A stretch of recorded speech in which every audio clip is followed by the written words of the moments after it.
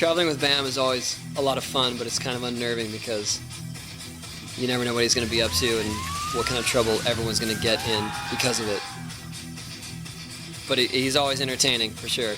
And he's always looking for some sort of stunt or some way to hurt himself.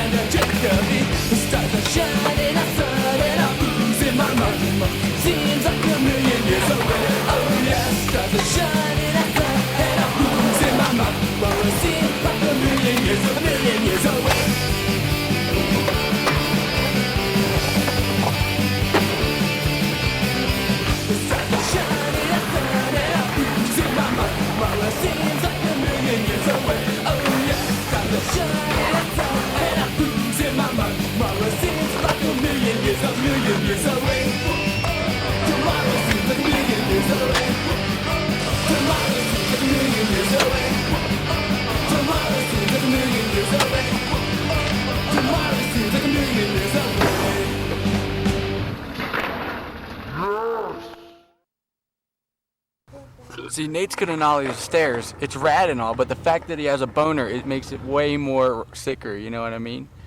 I'll give him like so much more props now that I know that he has a boner doing the nollie.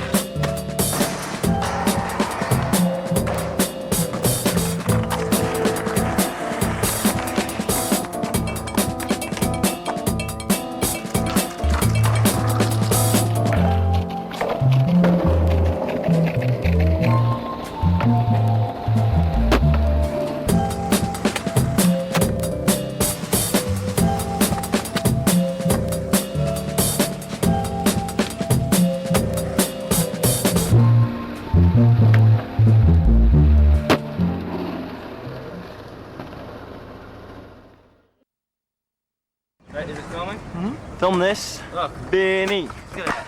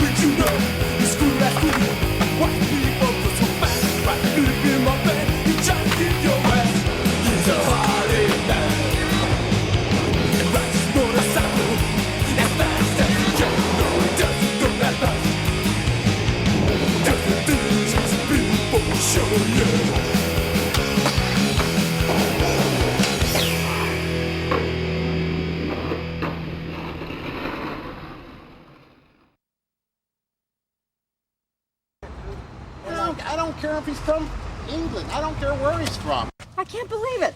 You come to this country and you're destroying where I live.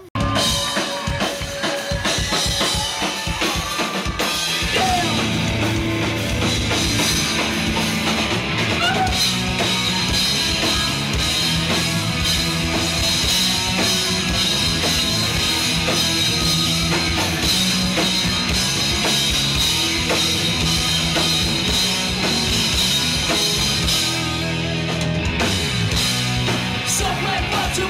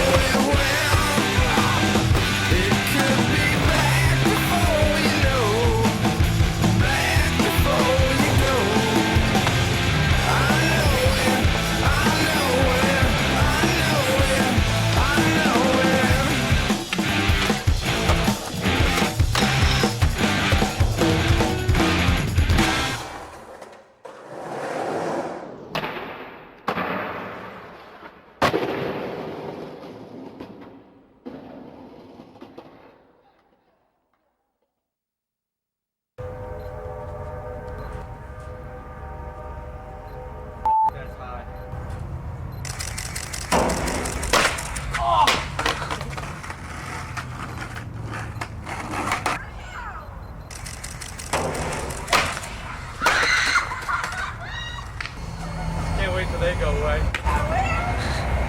Okay, go.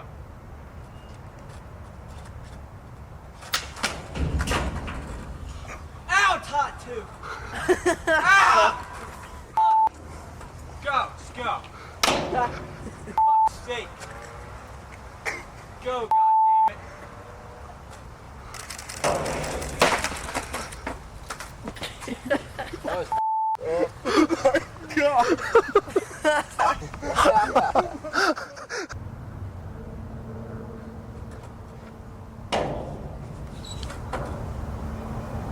I can't do it. Can't. My conscience is fucking with me. Forget about it. I stole a finished cassette tape today. Stole her? Yeah. The hot Let's Be Finished? It was $40. I didn't want to buy it. What was it? Now I'm gonna get hurt. I gotta get down.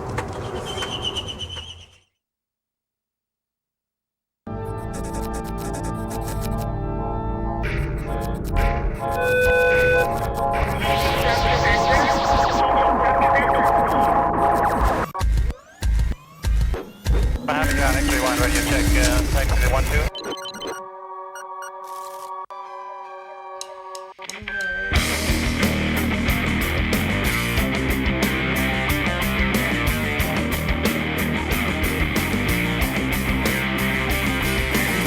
I can't expect you to see when my voice is destroyed. I'm a human machine. If the future is big, flesh and making myself appears dissected and pretentious. A simple sound, a heavy sigh, knowing the whole world over. You live in fear of being someone that you didn't want to. I realize your insecurities will get the best of you. A traitor's embrace, contained in one place. Unopened known, digested in hell. Frozen to give myself a beer, dissected and pretentious. A simple sound, a heavy sign, you win the whole world over. You live in fear of being someone that you didn't want to. I realize your insecurities will get the best of you.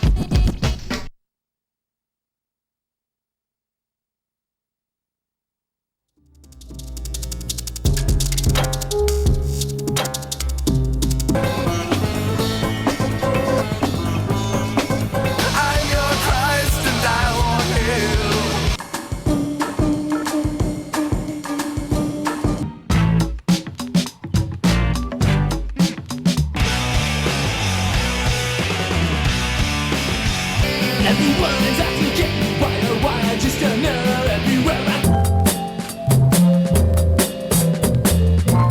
run this motorcycle as fast as you can. That's where I knew it after you had told me. I know it well.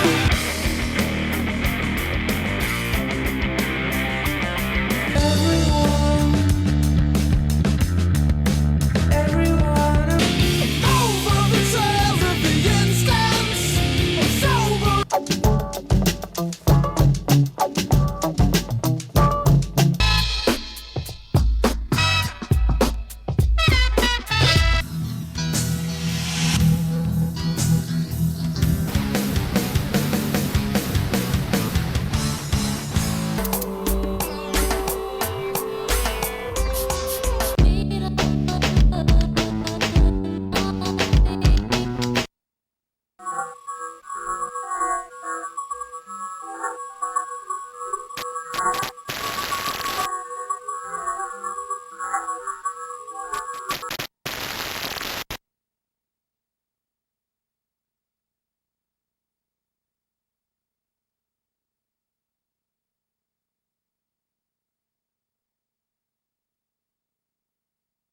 I'm leaving. Get that thing away from me. Alright, I'll see you later.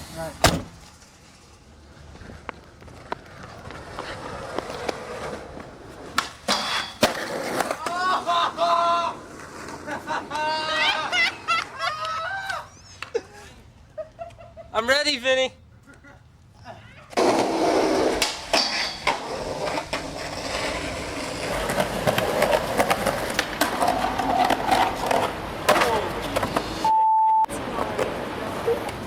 Bro, my goodness. Tell me you messed up the double angle for it. Did you fucking get that fast? Get what? Yeah. He fucking grinded till fucking last Thursday. Well, I cut it off because I thought it was 50-50 in. Are you serious? Yeah. You got it, Joshua.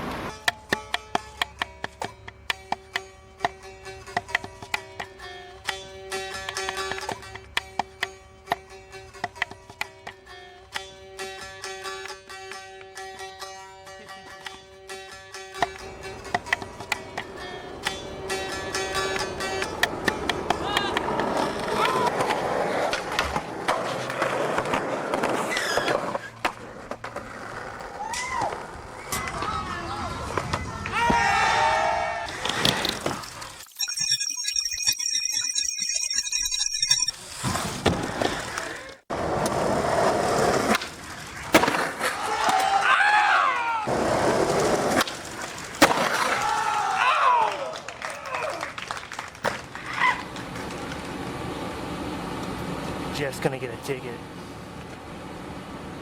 What have we done? What are you doing? You gotta. Why are you so How old why are you? 21. You're 21 years old and you don't know what you're doing? You can't live here and be a slob. And where do you guys belong, you photographers? You're a waste of time.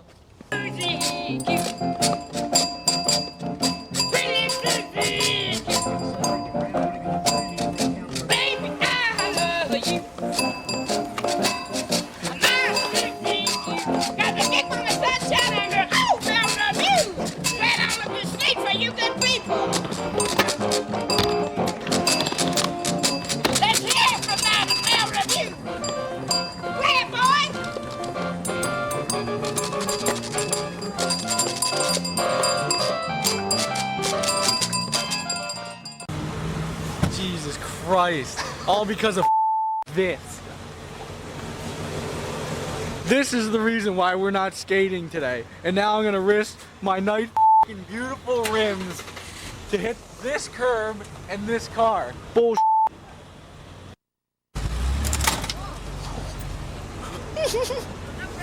Now, Ryan. Do it now. Do it now. Oh, oh, bro, Michael, you okay?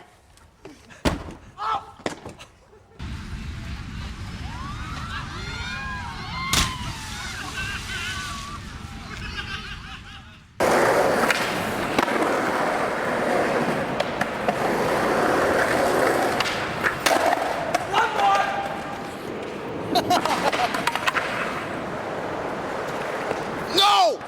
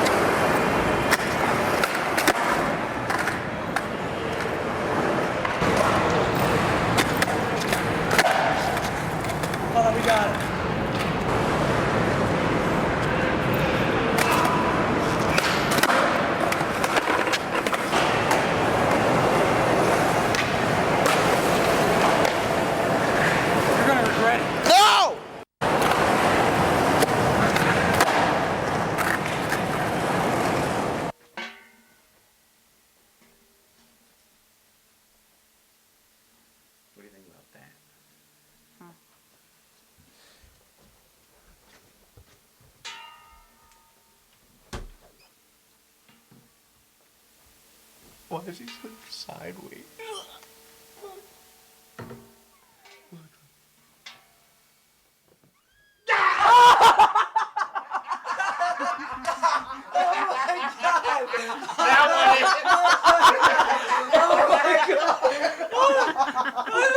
How did you know?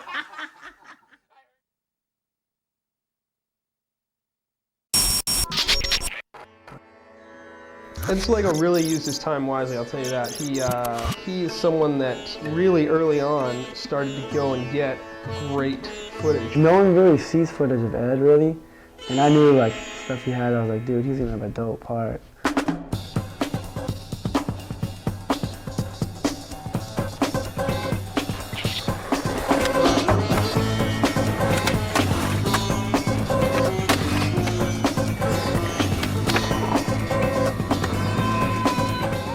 He's not the type of person who wants to go out and film something. He just wants to go out and skate. Ed just goes out and skates the way he wants to skate, and it just happens to be amazing and unbelievable.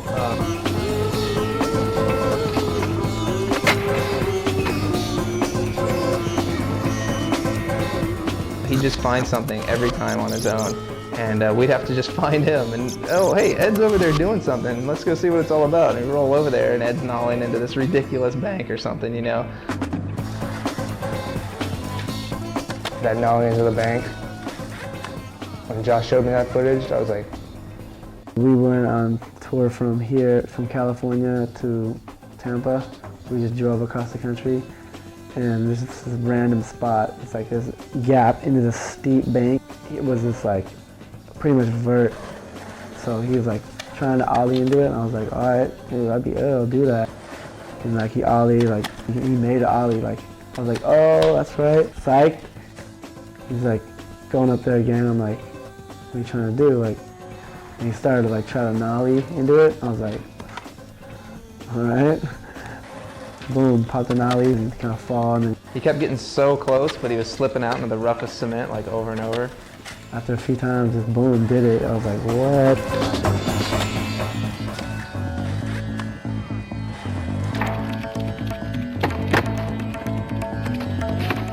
Ed, dude, what are you thinking, bro? No, it's fine.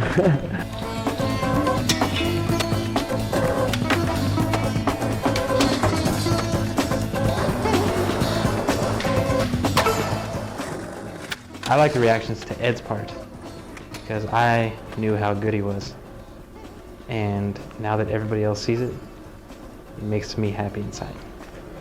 Right here. Just kind of underground and real mellow about what he does. Right here.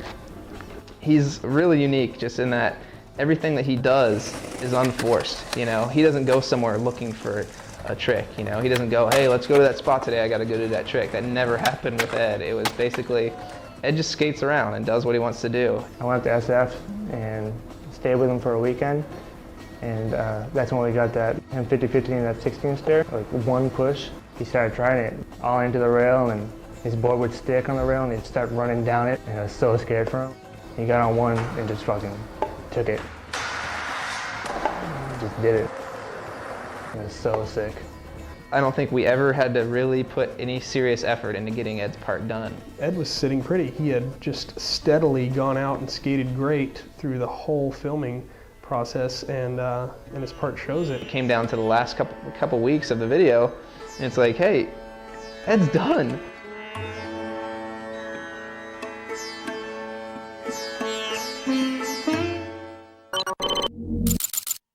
Having Bam on a trip, you're guaranteed footage no matter what.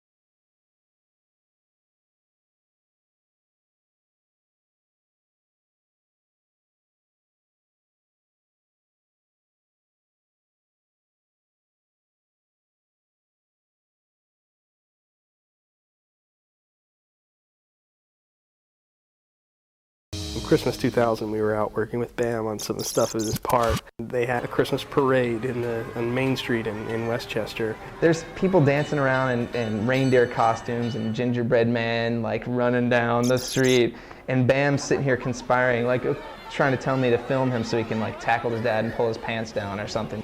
He was not able to relax one bit because he was just certain that BAM was going to play some prank on him that night, and he was absolutely right. BAM spent the entire few hours of the parade just stalking his dad and waiting to pants him and to pull his pants down in front of everyone. He finally sort of did, but I think he ended up knocking his dad over. He comes from the left-hand side and starts pantsing Phil.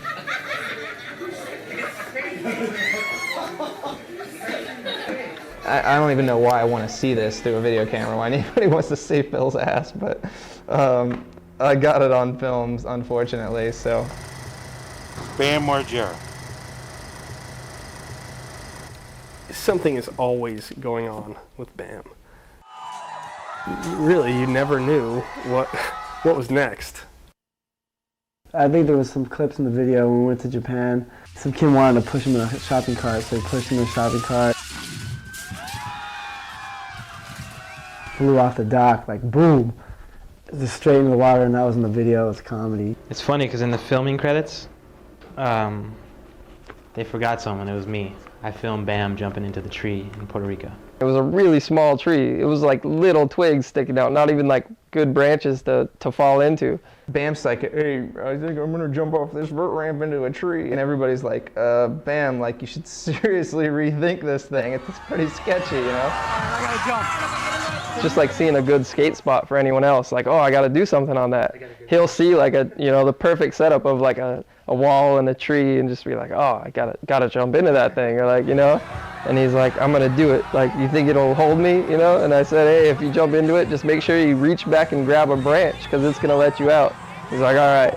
And then he goes, lands in it, and right at the last second, I see him reach back and grab a branch, and it puts him right back onto his feet. Otherwise, he was gonna land like right, like halfway on and off this big old cement wall. It was crazy. It's weird. I just like, everything was set good. The exposure was perfect. And as he jumped, I just kind of zoomed right in and like just captured. The youth brigade, they drove me nuts. When they all get together, they're like a transformer. Like normally by themselves, they're just innocent kids, whatever, like just like to skate or whatever, but when they're together, they turn into this hellion. 8 hours a day in the van, driving around in the Silver Bullet. And Richie would never give up. Just relentless hijinks, just giving everybody a hard time.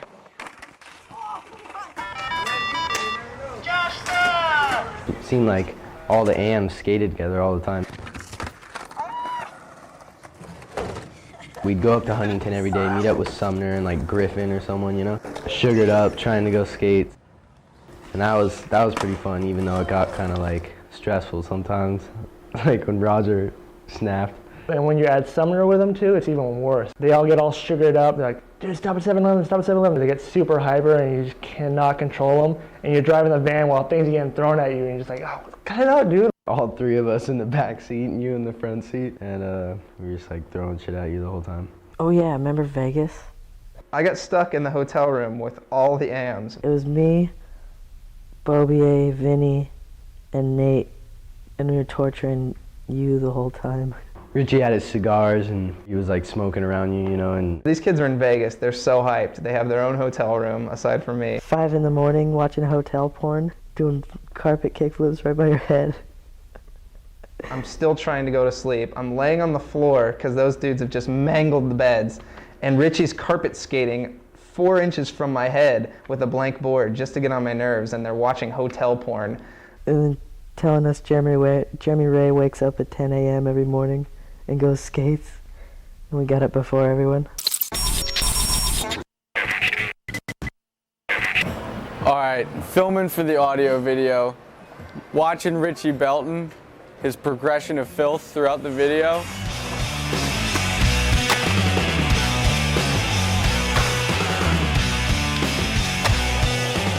In the beginning, he'd have like black jeans on and like a Guns N' Roses shirt. clean cut and just wearing like jeans and a t-shirt out skateboarding.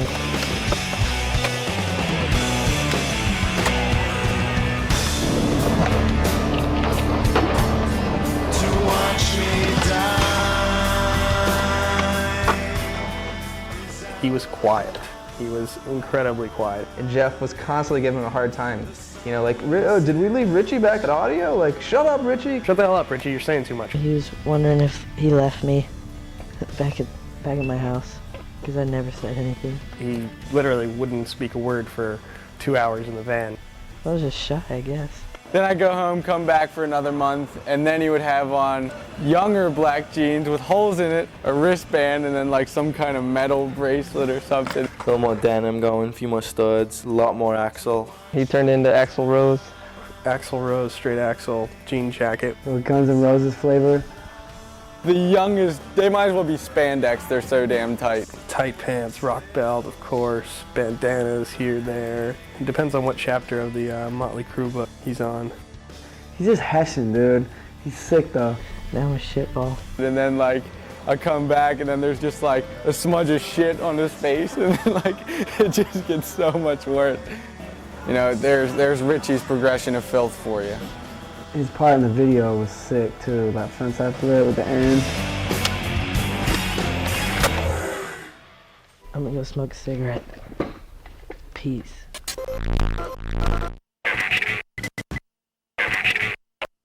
Nate's part was amazing. What was it, nollie backside heel flip down the 4-stair thing? So good. Everything in his part was amazing, and I hadn't seen it till the premiere, and it was the best. I think his part was the best. I remember the first night that we went filming with Nate. I just met him like the day before, and we took him to this gap that like kind of became known as the Audio Gap. Nate rides up to it, you know, ollies it a couple times. He slips out of a couple ollies, you know. I'm still adjusting my camera, and he tries to nollie back so an idiot. Sucks it up so good and throws it away, and I was like, oh my gosh, man, like he could seriously do this like pretty quickly. And I'm still adjusting my camera angle or whatever, and out of nowhere he comes again. Second try. Perfect. From that day on, I was like, holy cow, this kid is seriously good. Oh my God! 2 weeks before deadline, he just whipped together a part. Like most of his footage, seriously within 2 weeks. Everyone was like, oh, I don't know if Nate's gonna make the video. Like, I don't think he has enough footage for a part.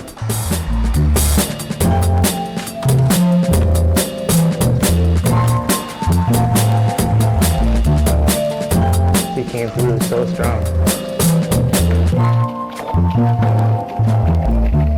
It got me psyched on Nate.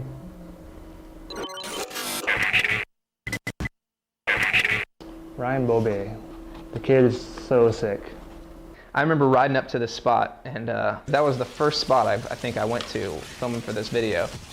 Ryan was calling us over because he had found something, and we roll over, and he's got this thing, kind of reminiscent of Jamie's leap of faith. Ryan really wanted to do it that day, so we set up, he rode up to it, and it was one of those days where the wind is so ridiculous that you can barely even, you know, flip your board without it flying off your feet. And he still wanted to try it. I just remember him, you know, like rolling up to it forever, and he wanted to do it so bad, but it was just impossible that day. The wind wasn't going to let it happen. I'd been looking at that thing since we were like filming for Misled Youth, like wanting to do it, but it's kind of a fantasy back then. And then around the last week of working on the video, we were rounding everybody's parts off. Roger came in and handed me a tape, and I put it in, and there was footage of Ryan making that ollie, and I was so psyched for him. It was coming close to deadline, and he wanted to get it so bad, and we drove all the way up there. We lit it up, we got kicked out. So we turned off all the lights, pretended we were leaving. The guy walked away, and Bobby's like, dude, let's light up, I can't leave here without getting this. We lit back up again, we went out there, ollied it, landed, and broke his board. I think he had one extra board with him, and he set that board up, ollied it again, broke that board. He was so bummed that he didn't land it and roll away from it clean. Bobier just disappeared. We didn't know where the hell he went. I got pissed and walked to the gas station, And then Jeff gave me some pep talk and like told me to go do it, and I had to do it on some skinny ass like earth board with so much concave. We had a board all set up for him, like, dude, let's just do it, you can do it, you can do it. Got back up there and just did it, and it was so, like, I was so psyched for him, it was so sick.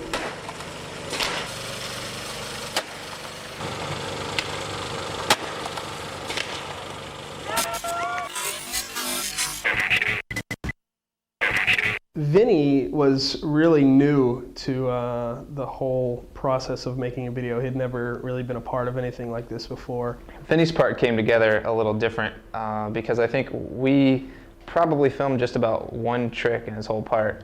He got everything else done on his own. The majority of the things in his part weren't filmed by our crew and our staff, you know, our little missions. He just showed up one day with a tape full of all his footage, like his whole part done, without any of us having to film.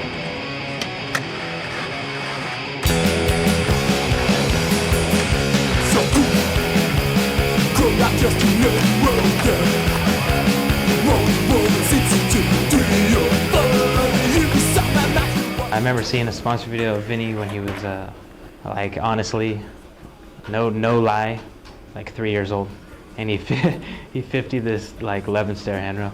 He could barely push, but he 50'd it. We started logging footage, and then that backside 180 fakie 5.0 on the Laguna rail came up. It just floored us. I couldn't believe that.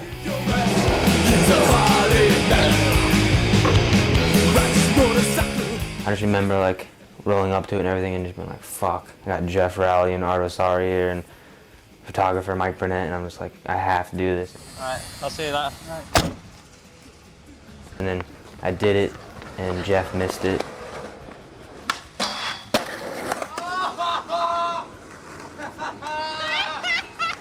And I just couldn't believe it. I'm ready, Vinny. And I had to do it 2 more times. I don't think anyone could do a better trick down that rail than backside 180 fake 5.0. Sumner. Sumner's crazy, dude.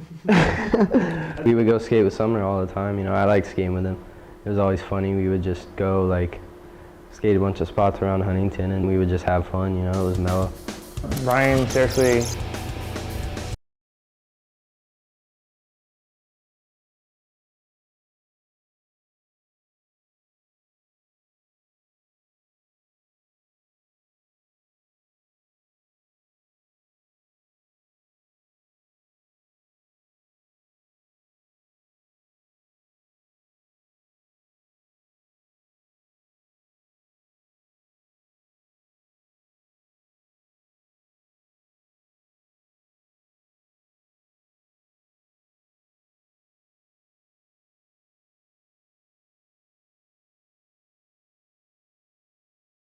Yeah, he definitely won that demo. Sumner's sick. He's a good skateboarder, but he's really mental about his skating. Like, yeah, he calls it madness, and he's got like his theory behind it. he has this thing he calls madness, and he can't control it. Like, He'll be thinking of a place, a spot or whatever, and like he'll be like, let's go there right now. Like for instance, on a trip, like we were skating this smaller rail. We're like, all right, we're skating this. And right then he's like, let's go here, let's go to this other rail. I gotta do it. And he was feeling it, you know, and sure enough in the video he switched notes to this like big handrail, I don't know, it was like 10 stairs or something. But he's just really like, he's gotta get himself psyched to do it, get over his madness before he does it. skate up to it, stop, turn back around, skate up to it, stop, and he'll do this for seriously hours. And then finally he'll just, all right, this is the one, and he'll just do it. Like, everything he probably has in his video part, he probably only tried like 3 times maybe. I think that switch 180 Smith grind was 6 actual attempts. On the 6th one, he just rode away so good and so clean. I never really saw his madness skating.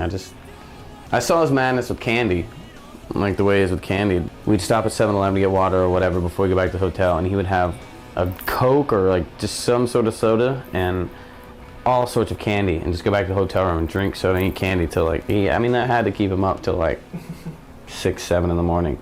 The UCI rail, I guess being so close to it, and pretty much everyone else did everything there anyway, I kind of found this rail that I know Heath has skated and a couple of others. So we just threw some boards down one night and put some tape over a crack, and ended up working out. Like I like how that rail looks a lot, and it was really fun to skate.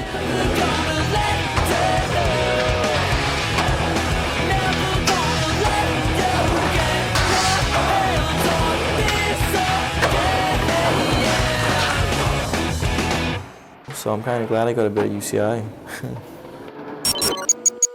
KRIS is one of the hardest working dudes I've ever filmed with.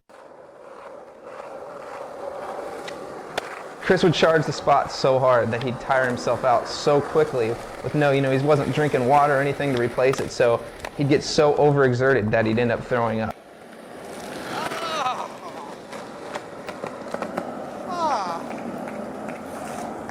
Oh, sweet. Here. You're wiping it off the lens, not me. Oh, is that good for a lens? Is that what they suggest? I think so. Like, perfect example of how overexhausted he'd get at a spot. I mean, I could think of at least 4 different spots where that happened, and it's pretty disgusting, but he'd always do it, you know what I mean? Like, no matter how impossible the trick was, he'd manage to get it done. And sketchy wood thing at UCI when he did the front 180 fakey 1 foot, that was just amazing. Like, when I went to Miami for like the 5 days that I only got one trick doing a kickflip on a bank. Markovich, he got a trick, and then the next day he sat on the couch the whole day. I got sick. I remember I got sick and I was on the couch for like 3 days on the couch straight. He stayed on that couch. He didn't even get up to piss or eat. Like, he just said, like, yo, give me a bag of chips or whatever. He sat on the couch the whole day. Next day, and then he does the backside Smith, dude. Next day, backside Smith after sitting on that couch that whole day. I was on the couch longer than I got to skate the whole time I was there, and I heard nothing but endless stories of how fun it was, like right on the beach. Ed SELEGO's like notorious beach days. Well, still beach day, and everybody would just go to the beach and not skate. So I got to skate 1 full day, and then that night we tried to go out skating again, but we were like, yeah, okay, let's relax and go in the morning, and then woke up, skated all day, and then got on a plane and flew home.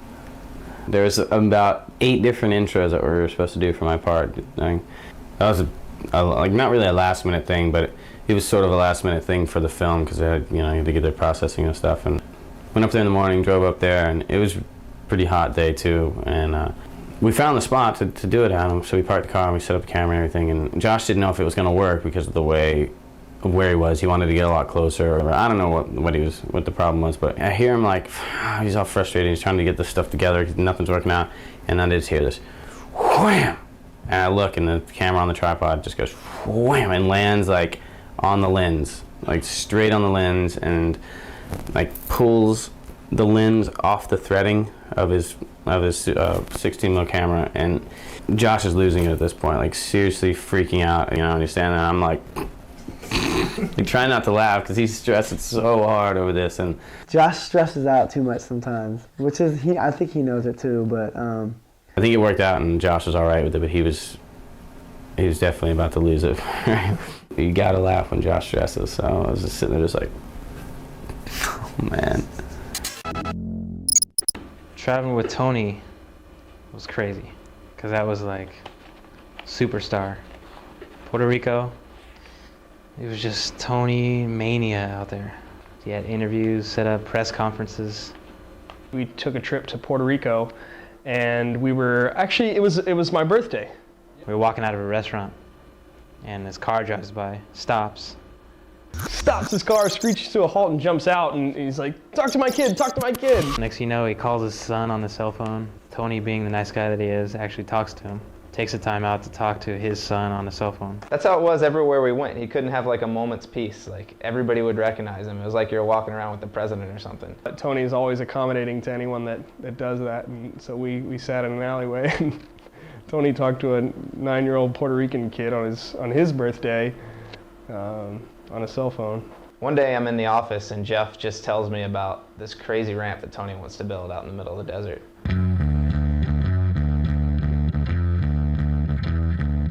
Tony's channel ramp really came out of nowhere. It's okay, we're doing a video.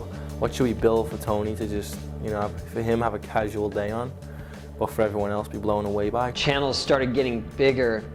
Like, there were a couple channels that lately they've been 8 feet wide at ramps, and I just started thinking like, what, you know, how big can they go? And I realized that I wanted to try to build something to make it really big, but also make it more exciting and more interesting looking, so that there's nothing, you know, there's no ramp underneath. It was Tony's idea of doing that, and the whole thing just seemed to come together so fast. It didn't seem, but maybe a week later we were in the desert and there were 2 giant ramps sitting there. It started at 12 feet, you know, we put a bridge of death across it, and then we made 2 6-foot breakaway sections on the ramps. So people thought that like we had 2 half pipes, we kept moving them further and further apart, but that really wasn't feasible in the desert out there. So we just decided to make these sections of the ramp that broke away, and then the maximum distance is 24 feet. But yeah, the ramp's pretty, you know, it's pretty amazing. A flat bar, however many feet across, this high in the air. There's no way you can fall in that. Like if you miss the nose grind, like you're done.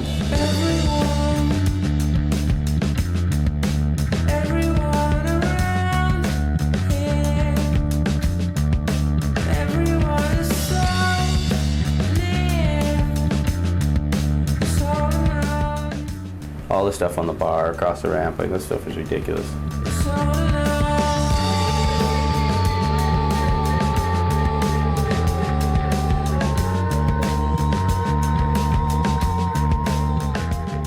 The only risk, I think, was sliding out. So I made sure that the ramps, like we actually sprayed the ramps with this light paint to make them stickier, because when I first got there, it was really slick. And if I would have come down the roll-in at an angle and tried to do the big gap, would have slid out for sure, and that would have been the most dangerous thing to do. Slide out right as you're taking off and just into the other wall. We actually rented stunt pads. We went into this Hollywood place and rented them, and I just tried to place them in the spots where I thought I might come at it out of control, and that's when it started to get scary, and we put the pads there. But the pads, they weren't doing anything, you know. The edge of the ramp was still exposed, and you're still gonna drop. If you hit the edge of the ramp, the pad may break your fall on the way down, but it's not gonna do anything for, you know, breaking your ribs when you actually hit the edge. And then seeing like just this 540s.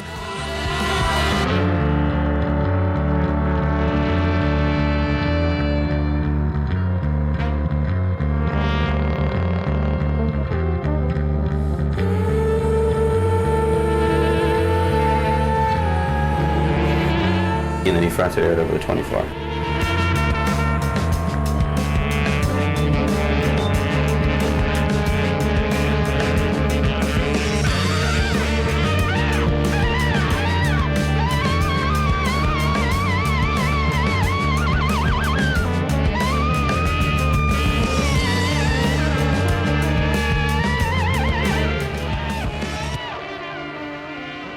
I don't think I could have gone much further with the way we had it set up.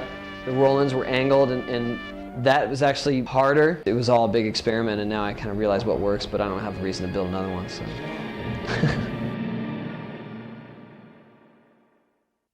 GQ asked if I'd do the shoot like in a suit, and it was in New York, and there was like this little mini ramp, you know, like a 4-foot mini ramp, and then there was a vert ramp next to it, and it was like a gap of maybe 6 feet.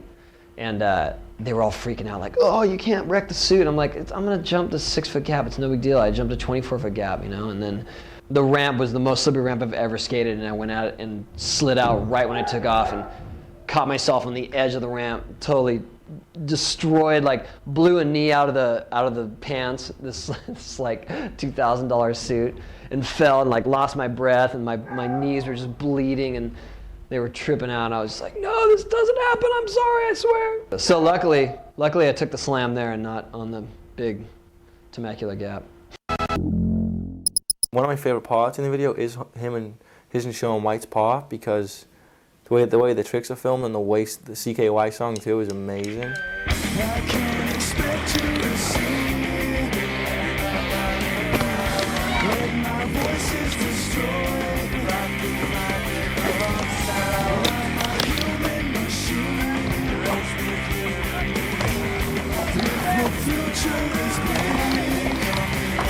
Sean White's stuff is ridiculous. He's a pro snowboarder, and he just skateboards on his off time.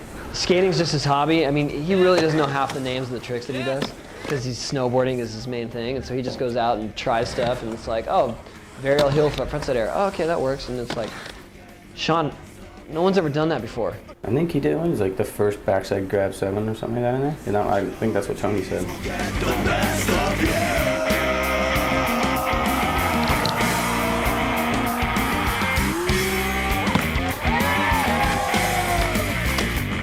It's so fun to watch because he just has so much energy, and all he wants to do is ride. You know, it's like as soon as he gets home from the snowboarding trip, he's at the ramp, skating, doing whatever he can.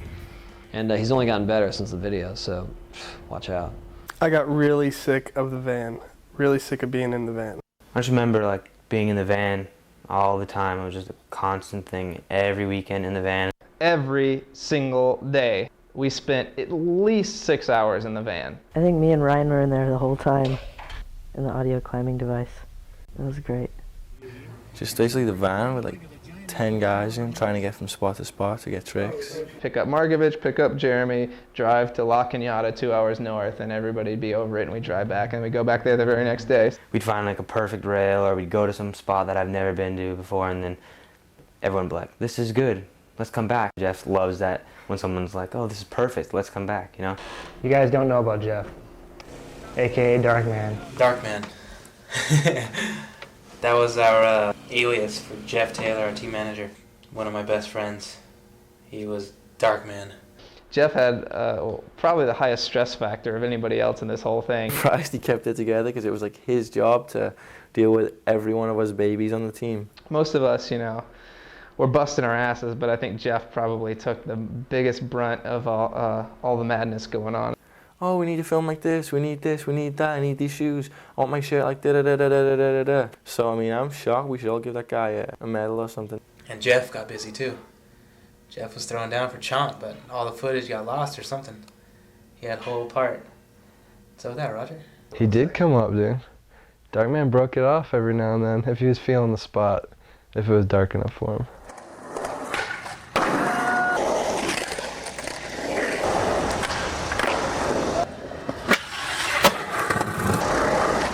Darkman's 1,000-mile rule. Okay, he's not allowed to smoke. There you go. Darkman can't smoke. Like, he quit smoking. But if he happens to fly to Philly for a day to visit me, then he can smoke all the cigarettes he wants because that's his 1,000-mile rule. For a while, Jeff and his wife had an agreement that he wasn't going to smoke anymore.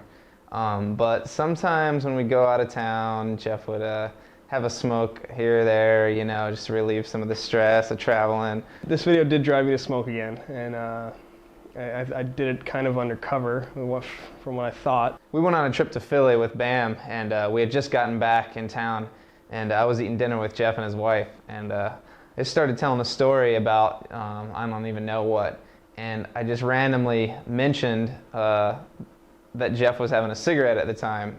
Oh, this crazy shit was happening. Darkman was having a cigarette outside or something. He wasn't there, but what? I mean, not a cigarette. I mean, like, he was skating. Outside. Where were you when that was going on? Oh, you were out having a smoke. I got up from the table to go wash my hands like 5 minutes later, and Scotty was like, so you were out having a cigarette, huh, Jeff? And the second I heard that, I was just like, oh, shit. Thanks, Josh. Appreciate that one. So wait, he goes to Texas all the time, and that's more than 1,000 miles. He's a full-blown smoker, dude. There you go. He's a smoker. My job in this was to kind of make sure everything was getting done according to the schedule, which no one liked the schedule. In order to use our time wisely, Jeff had set up his schedule. Jeff, Darkman Taylor, and a couple of others got this schedule together, which was like, okay, on this day you have this guy at this time for this long, and da-da-da-da-da, and then he's run off to meet Kenny or Jeremy Ray or whoever. You're dealing with skateboarders, and they don't want to be on the schedule at all. We got crazy schedules, crazy trips. You film now! Darkman was nothing nice, let me tell you that. I do have the schedule. I have a copy of the schedule. Yeah, this is a copy of the schedule. The actual filming schedule we each got sent a copy of. We all have our different days that we got to film our tricks, and those are the only days we got. You film now! Regardless if I'm tired, if I ate properly, or whatever else could be on in my life, I have to go and jump off this thing at this time. So for a lot of people it was like, whoa, what's going on? Film! Film now! Get footage, according to the schedule. Last minute hammers. We got rows and rows of last minute hammers. That's when you got to get your good stuff. I can't believe they didn't strangle me. I can't believe there wasn't a mutiny. As lame as the skaters thought it was, it worked, you know? We got the shit done. It was a good idea, and it kind of worked out a lot because we had like 5 filmers around towards the end of the video, and like vans and cars and people everywhere and permits and whatever, so it kind of kept the hecticness under control a little more. We were just at the premiere, and I haven't seen anyone's part whatsoever, and I just remember like Jeremy Ray pushing up a highway, and I'm just like, they went through so much trouble just to film this video. And like, we started working on Jeremy's idea, but you know, we didn't really know what to do, and he's like, I have this great spot where there's a rock, you know, that's actually shaped just like a quarter pipe almost, you know, out in the middle of the desert in Utah, which is like 20 hours away or something like that. It was crazy. He knew about this from a past experience of just finding it. When I was hiking around through the desert and I found them, I was looking at them and it really looked like you could skate on them. We came up with some spots that were between here and there that we could film just riding through, and like that's where the windmills came from, and like, you know, the big dinosaurs and things like that, all the stuff you see along the way. We randomly take a trip with Lance Dawes and Kenny and MARKOVICH and Jeremy and another filmer, Travis Sales. And we're out in Vegas, and it just randomly decide, hey, let's go try to finish up these scenes. Let's go out to this rock spot that Jeremy's talking about. From his guesstimation, it was only 2 hours away from Vegas. We start driving. 10 hours later, we show up in Utah, and it's pitch black. At this point, we don't even know if the thing's skatable. It's pitch dark, so there's no reason to do it, so we had to find a hotel. We had to drive back to some weird little city. So we come back early that morning, we hike out. That was a trek. We showed up, hiked over an hour one way, hiking through the desert to find this little quarter pipe. The whole time, all of us are just thinking, please let this thing be skatable after all this, you know? We get out there, and the thing is amazing, just perfect. You can fully ride in, full roll in, like 100 feet of roll in, ride up the thing, and it took a while to really get the thing smoothed out. And Jeremy just starts cranking like seriously nice frontside ollies. It was really cool. Now that was fun though. Jeremy got his work done. I threw up a little layback, hand plant on the rock.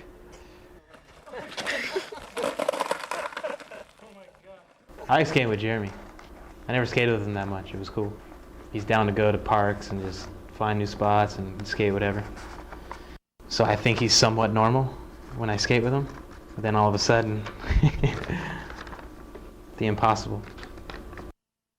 With the roof ledge, and there are several places that I would consider strictly Jeremy Ray spots.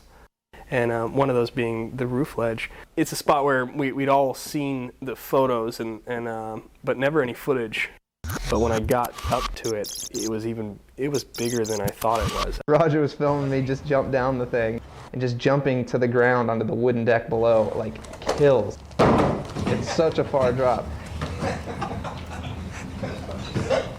You can't just fall in one way. It's a double-sided ledge. There's a drop on the other side too, so if he fell backwards, he'd fall 10 feet too, right to his, you know, to his bloody death. That's not something you should skate in any way. Like, just that spot, you're standing below it, it just looks amazing, you know? It's epic. When it came time to do the video part, I hadn't filmed anything on it, so I went back and just filmed all the stuff I'd been shooting photos of. Jeremy went right to work, and it was one of the most amazing things I've ever seen, is to see someone just bat things out like that so quickly. It was amazing. MARKOVICH went up there, and Kenny went up there to look at it, and they're just like, you can't be serious, like, this thing ain't skatable, what are you doing, Jeremy? This is gnarly. We got most of it in one day, and then we went back. The last thing we tried to get was the backside tail slide from roof to roof. That's gonna be so scary. That's seriously gonna be so scary. I was seriously scared watching him skate this thing. Couldn't get it because when you go the other way, there was like an overlapping piece of metal, and my wheels would dig in until it almost chopped my wheel in half. It's like two pieces and one overlaps the other. When he was doing a backside tail slide, his wheel was catching the edge, and it's just soft aluminum that was lifting up. It was slicing into his wheel. It actually cut his wheel in half almost. It just got caught on it, and my board would just fly in the hole, and I'd fall onto the other roof. I'm like, he's gonna die trying this. Like, this is the craziest thing I ever like watched. And I never got it, and I really wanted to get that, but we ran out of time and didn't get it. Jeremy's a master of that thing.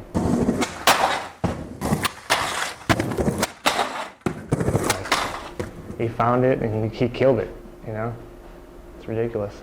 I think we just wanted to rent us like a convertible car to do tricks over at that school, Pioneer, and I had done tricks over this little car that my friend had. It was like a little Austin Healey, and it was a convertible. It was perfect, and we figured for this video we could go back and just try to film some more tricks. But by the time we all got out there and the car got out there and we got it all in, it was so windy. We actually had my brother there with he's got a scooter, and he was towing me on the scooter to get more speed against the wind, and we didn't know how fast to tow each other on the scooter. So the first one, he tows me and he's going so fast. I flew over the car and I cleared it by like 4 car lengths, just flew.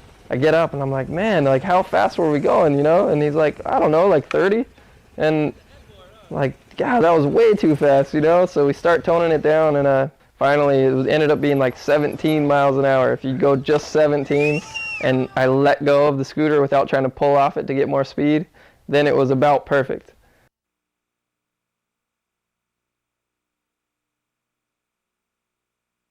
If you try to run and push against the wind and keep trying the same trick over and over, it just wears you out.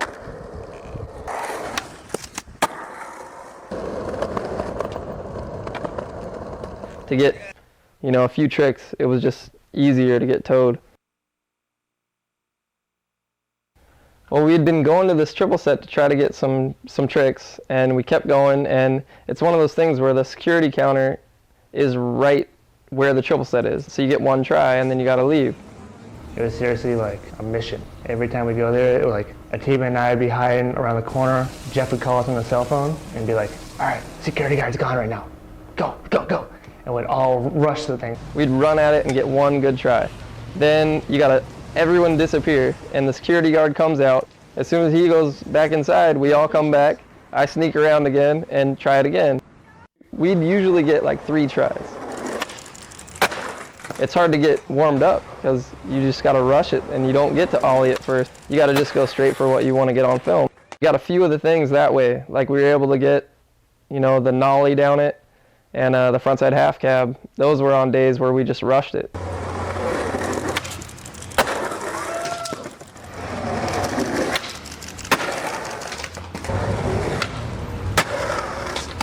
This one security guard was there every time.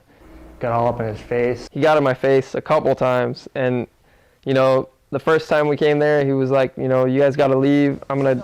Next time I see you, I'm gonna grab your board and I'm gonna throw it as far as I can into the fountain and stuff like that. The mad security guard still hasn't fallen for. Is Jeremy moving in position or coming closer to us? Shoot.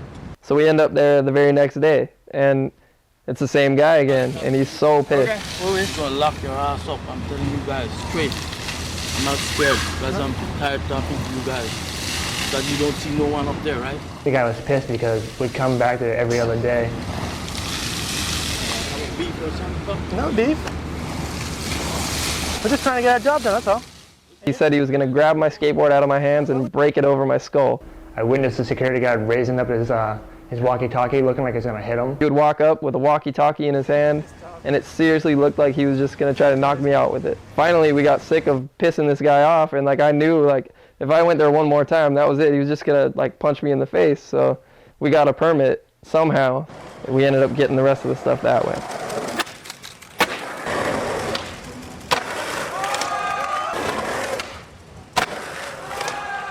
It was windy that day.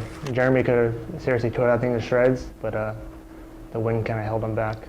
I tried to get a frontside 360 at the end of the day too, and the wind was just too much. It was like later on in the day, wind just comes through that place like a little tunnel between all the buildings, and it's so hard to get the speed. That was the only day we had, so I just had to keep trying to make it. Just wasn't happening, so finally I just threw in the towel and called it a day.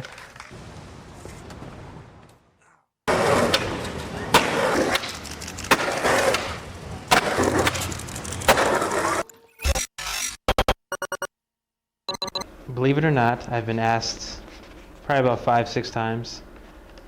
Dead serious if I really kickflip nose wheelied from Vegas to Redlands. And obviously I tell him yes.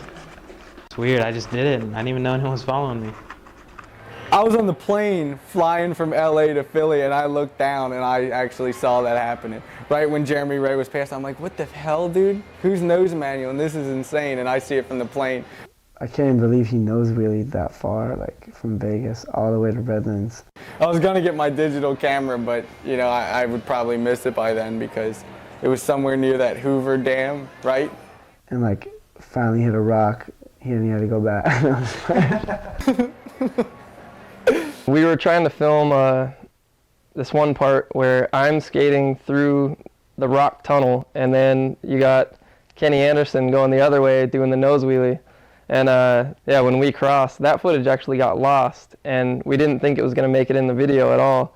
And it turned up like a day, or I think the day before the premiere, that footage came back, and it was just on lost reels. And when he got it, he threw it in and was able to make it for the premiere. As we were filming that, you know, Josh is following me, filming me, and then he turns to go across the street and turn around, and he didn't even look up. He didn't notice this huge bus coming the other way. I look back, and I have a split second to jump out of the way of a bus that's going about 60 miles an hour. I don't think the bus had even seen me yet. I don't think he realized it. And he almost got killed. I think you can hear it at the end, and as he turns, you hear like a little scream, like, ah, you know? And that's this bus coming.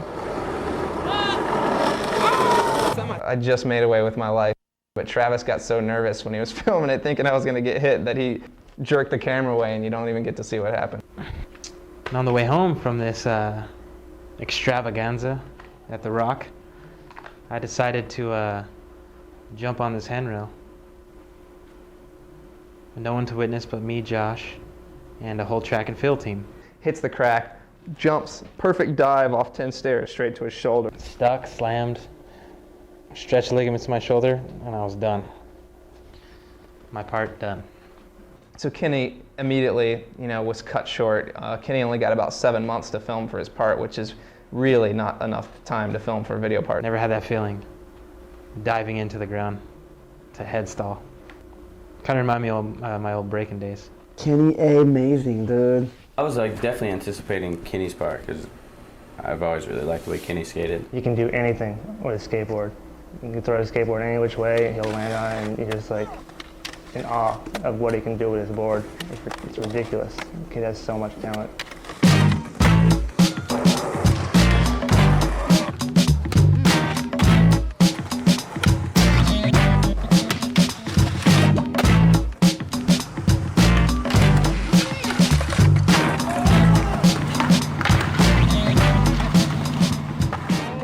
Did a backside tail slide. It's like the longest backside tail slide anyone's ever done. No one knows that you have to, the angles you have to go to get to that thing. To back tail it and to do nollie flip nose slide, it's really gnarly. Sumner's part? Sumner's part was sick, but not as good as mine. Mine was like...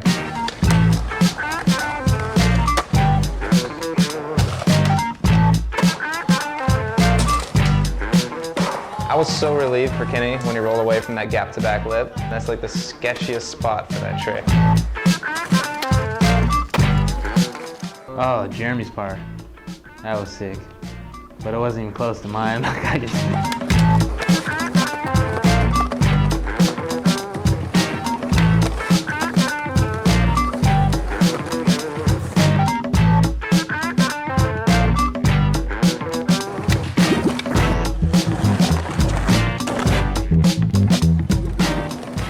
Ginsu is, it's something I like to drop, really. I mean, I've heard something about some hammer, or some people dropping hammers, or, I drop Ginsus. My Ginsus replace hammers, which I ended up dropping some plastic butter knives instead, but, you know, that's how it works. My wife called me an idiot just now. Kenny's just Kenny, dude. No ego, just smooth, stylish. That's it. I promised myself I wouldn't cry. I really liked Danny's part. I thought it was, you know, another groundbreaker.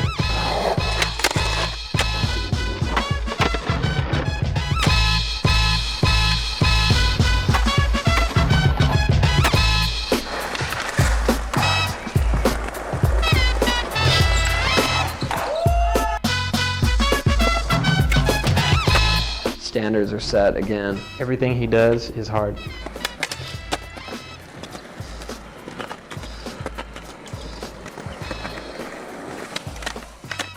Every trick he executes is executed like a math equation, you know what I mean? Gets in perfect, sits on, comes out, and got extra Toya Sti on the way out. I mean, everybody had really good parts, but just, it was expected that his part was amazing. You know, I knew his part was going to be really good.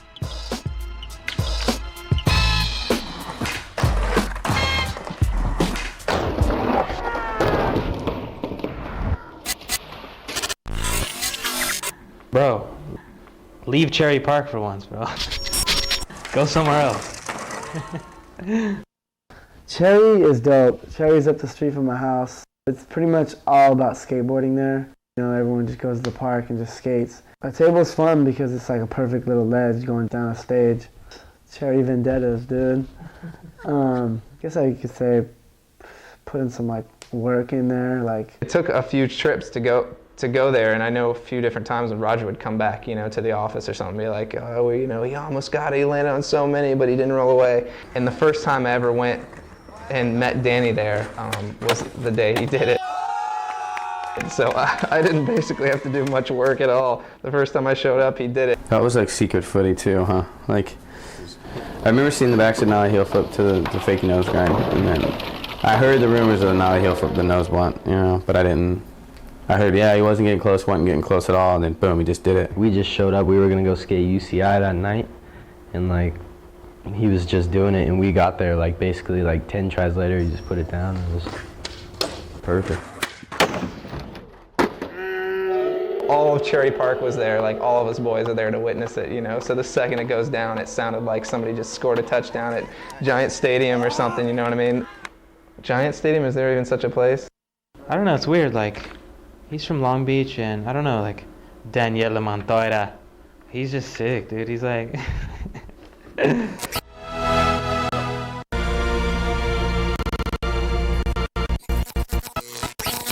First time I saw the whole video was at the premiere in San Diego, and that was at the trade show, whatever. The premiere was great. It was, I've only seen pieces, and I hadn't seen it sort of flow all the way through, so it was a lot of fun for me to see it. Josh did a good job. Jose did a good job. The first time I saw it, I was a little taken aback. I actually did a good job too. I came in, I fixed everything, I fixed all of Josh's mistakes, and told Jose how to work the 3D graphics because he didn't really know. So I showed him that. I was like psyched on the graphics. Jose Gomez and Andre, they hooked it up, dude. Like I thought that's what made the video pretty much. I was psyched how it came out. You know, when I was at the premiere, I was nervous, but I don't know, it was a relief. You know, I didn't want to ruin the surprise either. I didn't want to see all the graphics and everything. I'd wanted to see it on the screen all in its entirety, and it was worth it. It was great. I mean, I was psyched to see the video, especially to be in a theater and see it on a big screen. It was a little, I mean, it was super good, and like I was super nervous when my part came up. I was like, oh man, I don't want to see this thing. They did a good. I think the next one will be better. When you put it all back to back and everybody's parts in a row, and then the difference in like people's style and the music and everything, it all came together, and as a whole, it's a really good video. Like it came out, you know, to be like a fun one to watch, and it makes you want to go skate and all that. So that was pretty cool. Like as a whole, it's a great video. I think the best part is the just the way it's put together, the whole production of it, the effects, the editing, from beginning to end. It's just a rad video. There have been a few skate videos through the years that have really stood out, and this is going to be one of them.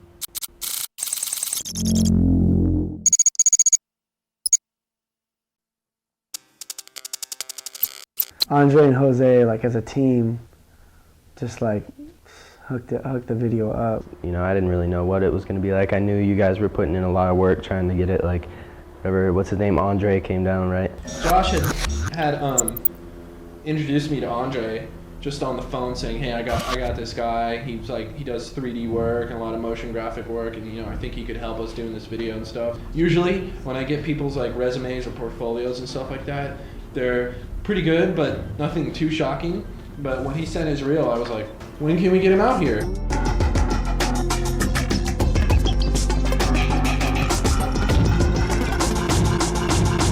You know, like, right now, let's go, you know? So we just flew him out here, and we had an initial meeting and stuff, and it was just perfect. The stuff that he was already doing at BET, and the stuff that he'd done already in, like, on the static video and all the motion graphics works that he's, you know, done in the past, it was just like perfect. Like, couldn't have asked for a better, like, partner in crime, you know? So I knew something was going on, but I never saw really any of it. We just kept saying, like, you know what, this has got to be, like, ridiculous. Everything in this thing has to move, everything has to be, like, everything has to be, everything has to be just so impressive, like, the amount of work that goes into it. As Jose started finishing more and more stuff for the intro, he started randomly showing some of the skaters and Roger and everybody little clips of what he was doing.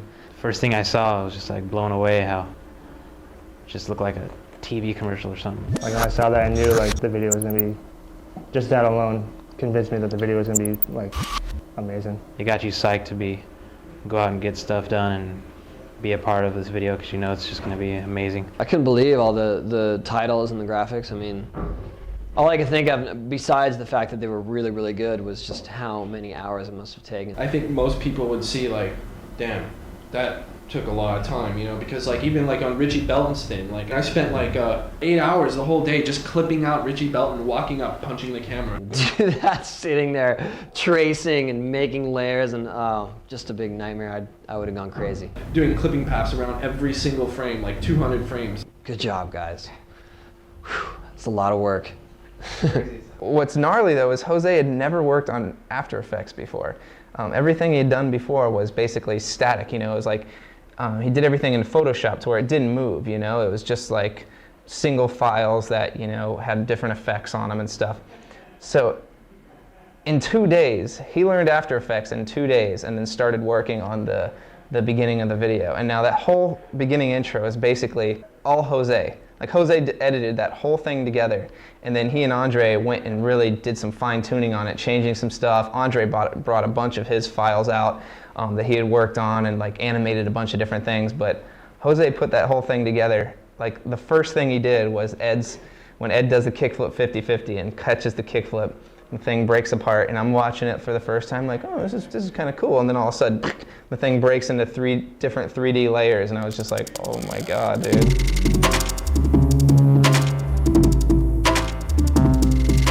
Jose is a mad scientist. Like the open was just like boom, like all graphics, like just all over the place. But then after that, we just did little like snips, you know, like okay, a little bit of like just spice, you know, just spicing up people's parts, like a little bit of you know, like Denny's bench, like deconstructing and reconstructing. It's just those little like tidbits of graphic in there that really makes the difference for me. You know what I mean?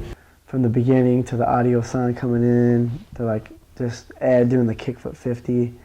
And just like stops and he's like turning. I don't know, it's just stuff like new. It's like creative, no one's ever really done that, and that's dope. So we started out doing the Matrix like expecting to have like some really incredible footage come in that was like straight like 200 F5s. And it came back and it was all like this digital garbage. Yeah, it was like super high compressed, like they shot it with surveillance cameras. Just going frame by frame and clipping all that stuff out was a nightmare. There was parts where he would roll, like when he rolled away, you couldn't even see him. He was imperceptible, like there was no difference between him and the background, like him and the crowd. Oh, and sometimes I would just have to like make up where he was, kind of. If you watch it, like Tony riding away is like actually more like a cartoon character riding away, like Jose like illustrating him in, like. Yeah. It's like, oh, he's here. There we are. Miami John, X31, ready to check taxi 12.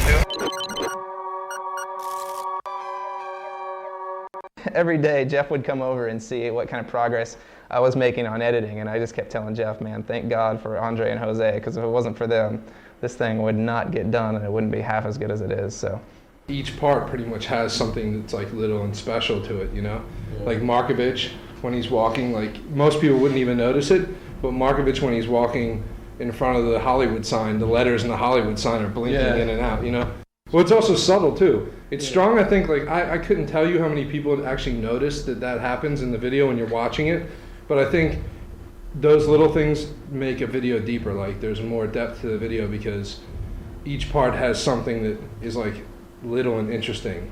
Yeah. Danny's part, where he's walking across the street, like the Cherry Ave sign or whatever says audio video presents one step beyond or something. Oh yeah, just the small, like the little details that we did with when there was like the sign and the type was like moving in the sign. Yeah. That was like such the small details that we worked on for so long that I think a lot of people wouldn't notice, but for the people that do notice, it's so just like you find amazing. Like a little nugget in the video, so like where you're like, oh, this is great. This video is deeper than just the part and the tricks and everything, you know, because there's like little nuggets of information. If you go in and read like the type, even the smallest type in there, a lot of it is actually readable, and it has like it all defines audio, you know.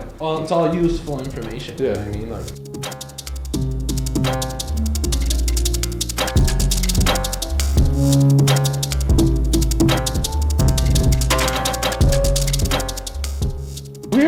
We're like the spice men. We just like come in at the end and do little like spices. You know, like little like little nuggets of little cinnamon nuggets. Like Jeff and Josh are the dudes that were like, they did the video. I'm working up here like on shoes and stuff, like, oh yeah, hey, you know, yeah, how's that video coming? And Jeff and Josh are like, like ripping their hair out, just like, oh my god, I've spent the last 2.5 years of my life on this video, I can't take it anymore. And then we and you just come in and like, whoop, whoop, whoop. Yeah. 2 Steps Beyond is not coming anytime soon. Don't hold your breath. No, I'm like real famous for sound effects. Little. So what else? This is a Josh sound effect. The whole time we were editing the video, Josh would come in and like look at our edits and just be like, "Oh yeah, chugga." Always. Now that brings me to Josh Stewart now.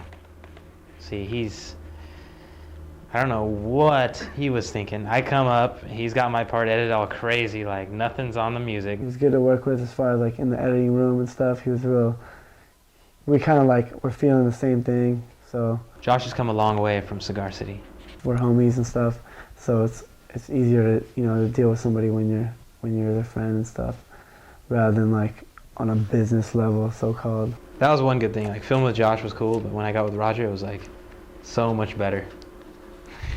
At the premiere, Andre was setting up all the camera equipment up in the camera section and stuff, and like we just press play and we're just both like, that little the head out. Yeah, those little like windows that they have like up in the movie theaters that you see the dudes like fixing the projector camera, and like me and Andre sticking our head out of that little window like going, oh man, are they gonna like it? They're gonna like it. And then the thing just starts and people are like, wow, freaking out and stuff, and we're just like, yeah.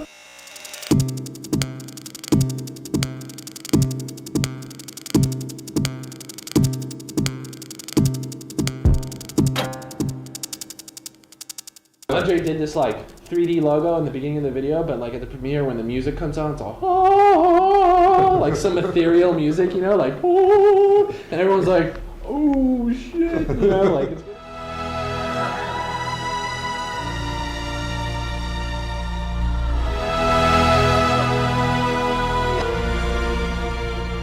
And like once that like started, it's like everyone went nuts, and it's just like it felt so good.